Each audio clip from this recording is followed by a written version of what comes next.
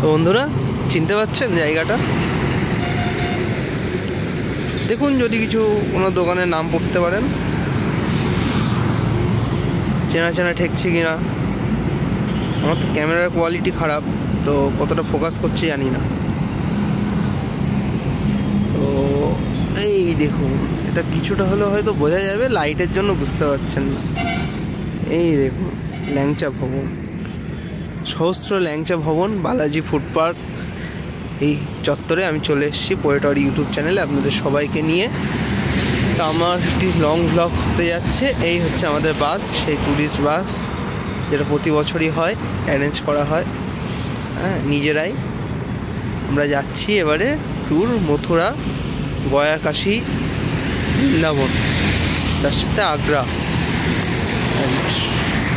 বাসের সাইড লুকটা দেখায় আপনাদের। গাড়ি ঘোড়া আসছে, সাবধানে যেতে হবে।